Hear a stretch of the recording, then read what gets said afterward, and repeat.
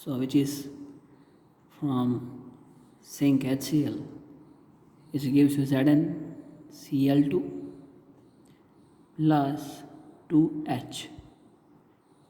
This is your નવજાત hydrogen. આને નવજાત હાઇડ્રોજન કહેવાય. કેમિકલી બેલેન્સ રિએક્શન નથી. બેલેન્સ કરવા માટે you can see here ZnCl2, that's why 2 chlorine is here, 1 zinc. Chlorine અહીંયા 2 છે, અહીંયા 1 છે, that's why we are putting here 2. અહીંયા 2 મૂકીએ એટલે હાઇડ્રોજન પણ 2 થાય, that's why here is 2. Okay, so આ એક એક્ઝામ્પલ છે નવજાત hydrogen. By that we can get our નવજાત hydrogen.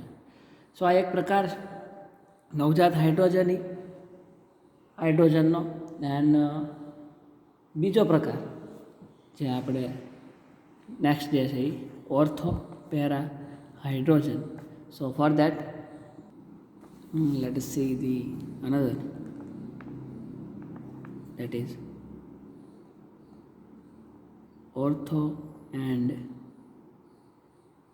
para hydrogen.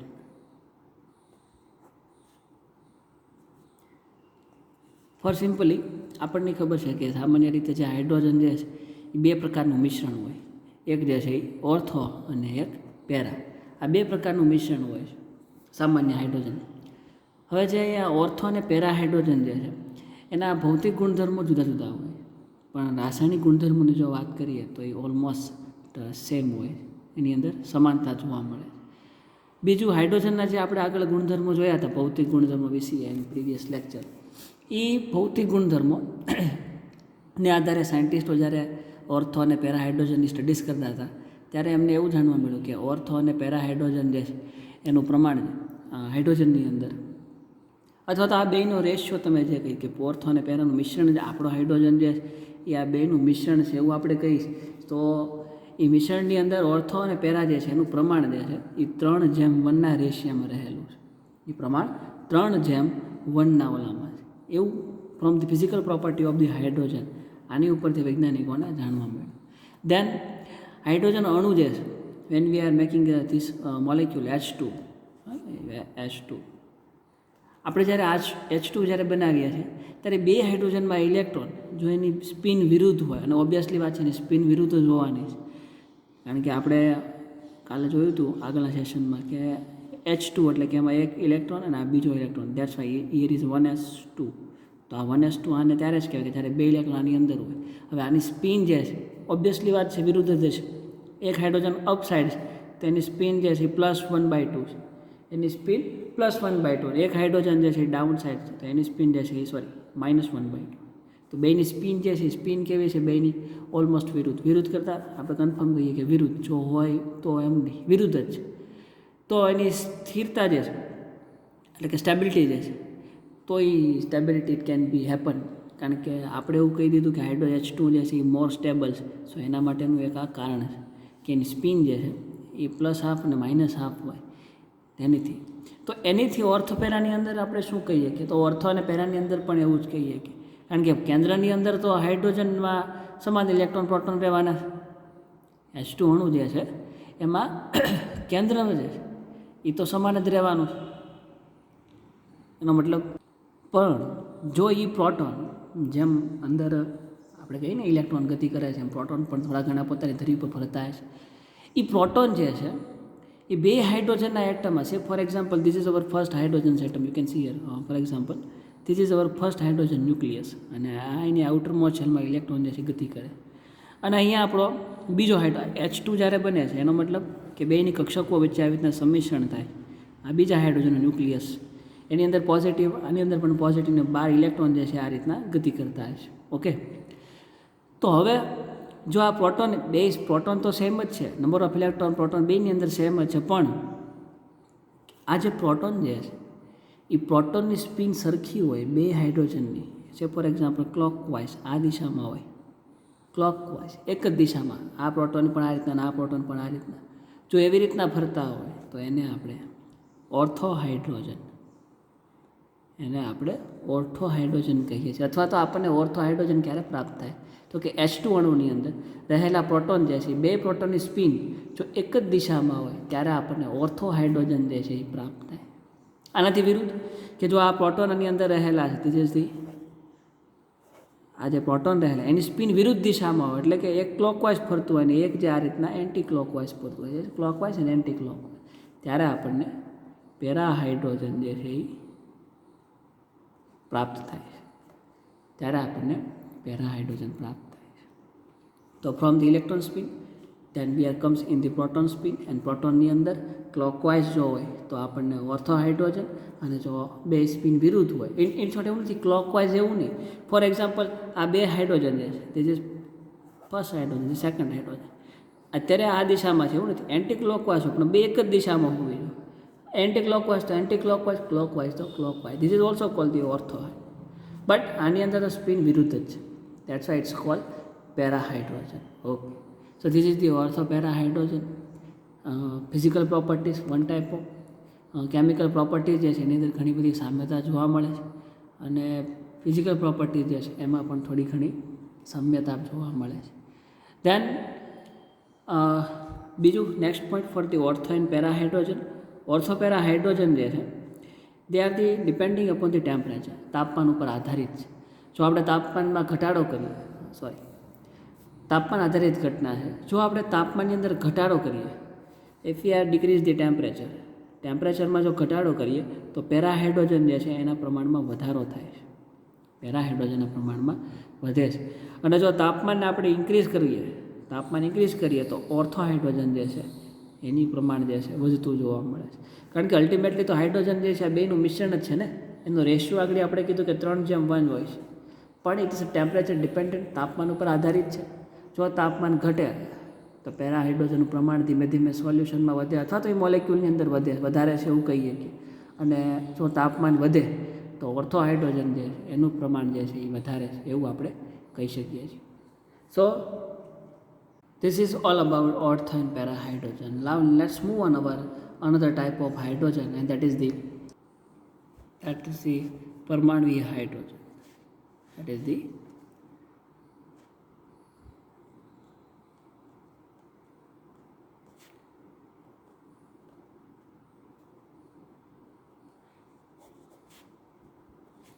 Parmanviya hydrogen.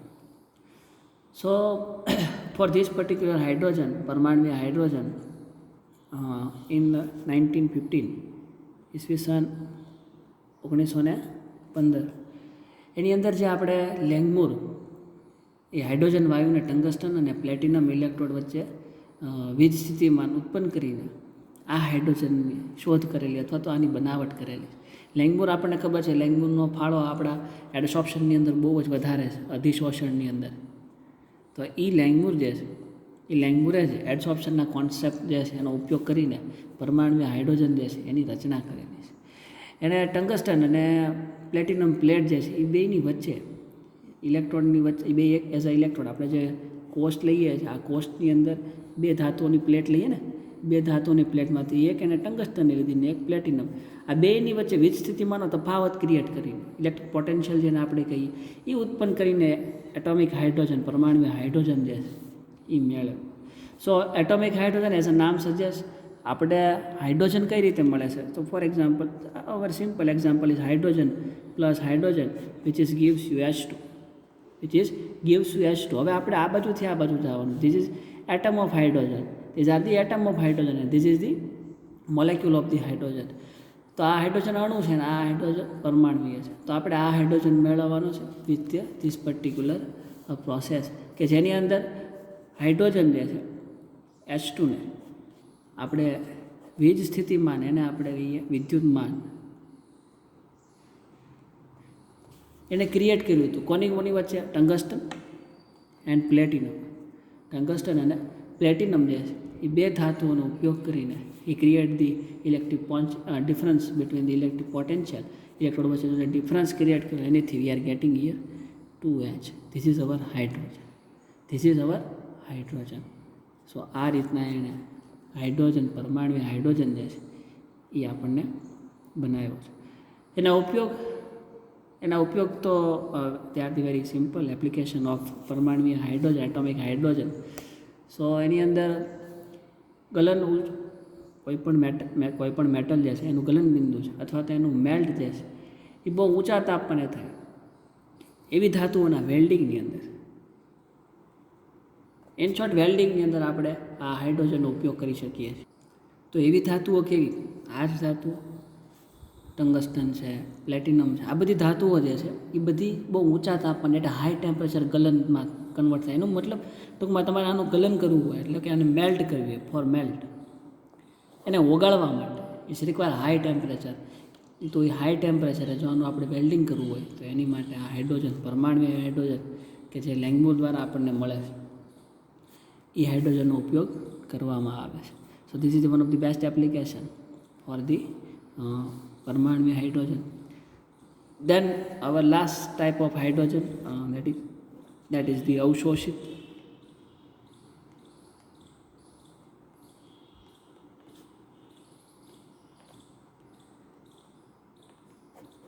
This is the અવશોષિત hydrogen.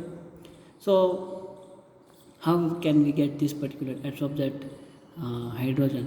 તો જે આગળ જે ઓલી ધાતુઓની જે વાત કરી હતી કે તેની અંદર પ્લેટિનમ હતું, દેન પેલેડિયમ હતું, પેલેડિયમ, દેન નિકલ, આ બધી જે ધાતુઓ જે છે એ વિદ્યુત ધ્રુવ તરીકે આપણે કોઈ એક ઇલેક્ટ્રોકેમિકલ સેલ જે છે ફોર એક્ઝામ્પલ ધીસ સેલ, આ ઇલેક્ટ્રોકેમિકલ સેલની અંદર એને વિદ્યુત ધ્રુવ તરીકે સ્પેશિયલી કેથોડ તરીકે આનો ઉપયોગ કરીએ આપણે. આ બધી જ ધાતુઓ જે અહીંયા અમે લખી એનો આપણે વિદ્યુત રસાયણની અંદર you are know that these are the useful as a electrode. અને એમાંથી જે હાઇડ્રોજન વાયુ જે ક્રિએટ થાય છે એ હાઇડ્રોજન વાયુનું અવશોષણ જે છે કોઈ ધાતુની સપાટી ઉપર જોવા મળે છે. સો ફોર એક્ઝામ્પલ બેઝિકલી આ જ પ્રોસેસ છે, બેઝિકલી એડસોર્પ્શનની ક્રિયા છે. જ્યારે આ બે વચ્ચે વિસ્થિતિમાન ક્રિએટ થાય ત્યારે એક જગ્યાએથી હાઇડ્રોજન વાયુ ઉત્પન્ન થઈને બીજી ધાતુ જે છે એની સપાટી પર એનું અધિશોષણ થાય, બરાબર. તો એ હાઇડ્રોજનને અલ્ટિમેટલી આપણે અધિશોષિત હાઇડ્રોજન પડે એવું કહી શકીએ, બરાબર. So both process are the similarity, બે પ્રોસેસની અંદર વેરી સિમિલારિટી જોવા મળે છે. સો ધીસ ઇઝ ધી અવશોષિત હાઇડ્રોજન. અને આ અવશોષિત જે હાઇડ્રોજન જે છે એ અવશોષિત હાઇડ્રોજનનો ઉપયોગ આપણે ઓર્ગેનિક કેમિસ્ટ્રીની અંદર એટલે કે કાર્બનિક રસાયણશાસ્ત્રમાં બહુ વધારે છે. એની અંદર રિડક્શન પ્રક્રિયાની અંદર આ હાઇડ્રોજનનો આપણે ઉપયોગ કરી શકીએ છીએ. Almost you can say that here from the ઇલેક્ટ્રોકેમિસ્ટ્રીમાં જેનો ઉપયોગ થતો હોય તો ઇન શોર્ટ આપણે આ હાઇડ્રોજનથી રેડોક્સ રિએક્શન કરાવી શકીએ. વાય? બિકોઝ ઇલેક્ટ્રોકેમિસ્ટ્રીની અંદર આપણે રેડોક્સ રિએક્શન જ ભણીએ. At a same time there is a happening of oxidation and reduction. એક સાથે બે પ્રોસેસ થતી હોય, ઓક્સિડેશન અને reduction. That's why we call it's redox. Okay, so this is our અવશોષિત hydrogen. So these are the type of hydrogen. Let us see, I convert my book and so you can see easily here. We are start from our types of hydrogen. નવજાત hydrogen, ઓર્થોપેરા hydrogen, દેન પરમાણ્વીય અને અવશોષિત. નવજાત hydrogen કોઈ સંયોજનમાંથી hydrogen at a time મુક્ત થતો હોય તેને આપણે નવજાત હાઇડ્રોજન કહીએ છીએ. ઓર્થોપેરા હાઇડ્રોજન જે છે તો ઓર્થોપેરા હાઇડ્રોજનની અંદર જ્યારે બે H2 એકબીજાની સાથે જોડાય છે, ત્યારે આની અંદર એક હાઇડ્રોજન એટમ અને બીજા હાઇડ્રોજનના એટમમાં ઇલેક્ટ્રોનની સ્પિન સરખી હોય. આની અંદર પણ ઇલેક્ટ્રોનની સ્પિન જે છે એ વિરુદ્ધ હોય, +½ એન્ડ -½ આ પણ એના પ્રોટોન જે છે, પ્રોટોનની અંદર પ્રોટોનની સંખ્યા સરખી હોય પણ એની સ્પિન જો સમાન દિશામાં હોય તો આપણને ઓર્થો હાઇડ્રોજન, જો વિરુદ્ધ દિશામાં હોય તો પેરા હાઇડ્રોજન મળે. પરમાણ્વીય હાઇડ્રોજન, તો પરમાણ્વીય હાઇડ્રોજન માટે ટંગસ્ટન W એન્ડ પ્લેટિનમ આ બે ધાતુઓનો કોઈ એક કેમિકલ સેલની અંદર મૂકી એની વચ્ચે વિદ્યુત સ્થિતિમાનમાં તફાવત ક્રિએટ કરીને આપણે હાઇડ્રોજન વાયુ મેળવી શકીએ. અને સેમ પ્રોસેસ અવશોષિત હાઇડ્રોજન જે જેમાં એક પ્લેટ ઉપરથી હાઇડ્રોજન વાયુ મુક્ત થઈને બીજી પ્લેટ ઉપર એનું અધિશોષણ થાય. સો this is the type of hydrogen. આ આપણે હાઇડ્રોજનના પ્રકાર હતા એના વિશે વાત કરી. હવે let us see the another topic, that is the isotope of hydrogen. સમસ્થાનિકો હાઇડ્રોજનના you can say isotopes.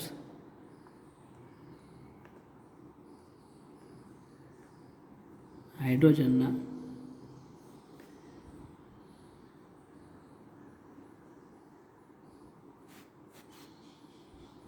isotopes of hydrogen. So our primary level or primary knowledge છે that there are the 3 types of isotope of hydrogen. હાઇડ્રોજનના 3 સમસ્થાનિકો છે. એની અંદર પહેલો જે છે પ્રોટિયમ. It's a પ્રોટિયમ, જેને આપણે હાઇડ્રોજન 1 હાઇડ્રોજન અથવા તો સિમ્બોલાઇઝ ફોર્મમાં તમને હાઇડ્રોજન 1 હાઇડ્રોજન 1 અથવા આને આપણે કહીએ છીએ ડી, અને એક જે છે એ હાઇડ્રોજન 1 જેને આપણે કહીએ છીએ ટી. બરાબર. આને તમે આમ પણ લખી શકો, આને આમ પણ લખી શકો, હાઇડ્રોજન 1 હાઇડ્રોજન 1 અને હાઇડ્રોજન 1 3. તો this is the 3 isotopes of hydrogen. હાઇડ્રોજનના મુખ્ય 3 સમઘટકો છે, સમસ્થાનિકો છે.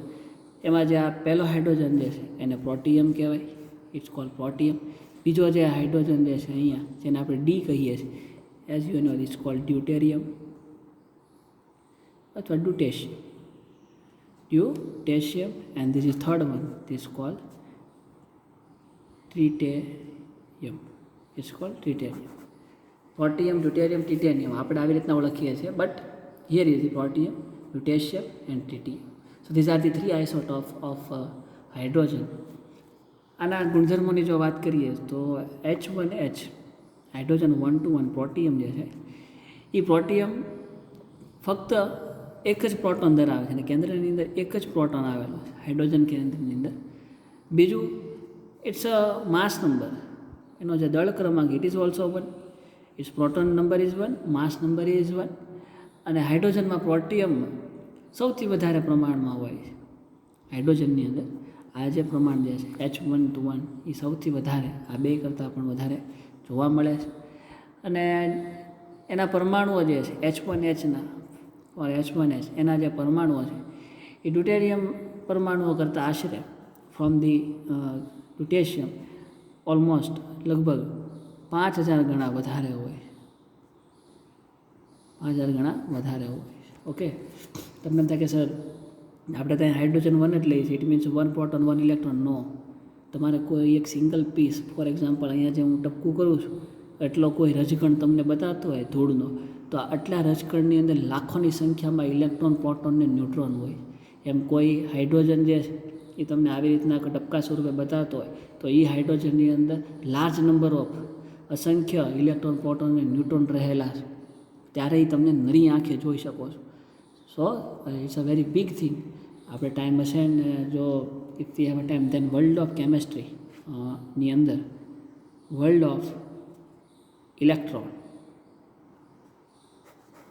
આ જે ટોપિક જે છે, કોન્સેપ્ટ જે છે, એનો આપણે in future if you have time તેને આઈડિયા લેશું. એમાં I provide the some information regarding the electrons. What are the electron is, electron ખરેખર છે શું.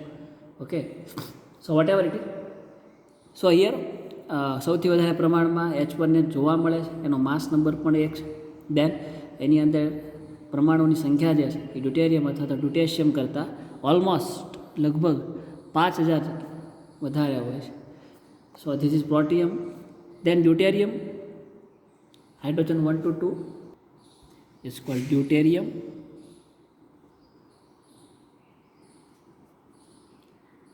ડ્યુટેરિયમ જેને આપણે we can represent it 1 hydrogen 1 to 2 અથવા તો આને કેપિટલ ડી સ્વરૂપે પણ લખાય છે. આની અંદર એક પ્રોટોન અને એક ન્યુટ્રોન ધરાવે છે. એક પ્રોટોન અને એક ન્યુટ્રોન જે છે એ ધરાવે છે. અને એનો માસ નંબર જે છે ઇટ્સ માસ નંબર ઇઝ, એનો માસ નંબર પણ 2 છે. દેન ટ્રિટિયમની જો વાત કરીએ, hydrogen 1 to 3, I give you just general information regarding this 3 આઇસોટોપ્સ. આની અંદર વાત કરીએ તો આની ટ્રિટેરિયમ, જેને ટી વડે દર્શાવી શકાય છે. આની અંદર એક proton, number of proton is 1 and there are the 2 neutron. 1 proton અને 2 ન્યુટ્રોન જે છે આવેલા હોય. અને એનો માસ નંબર તમે જો કરો એમ માસ નંબર ઇઝ 3. હાઇડ્રોજનમાં ટ્રિટિયમ જે છે એનું પ્રમાણ ખૂબ જ ઓછું જોવા મળે છે. આ સમસ્થાનિક જે છે ઇઝ વેરી લેસ અમાઉન્ટની અંદર પ્રાપ્ત થાય છે.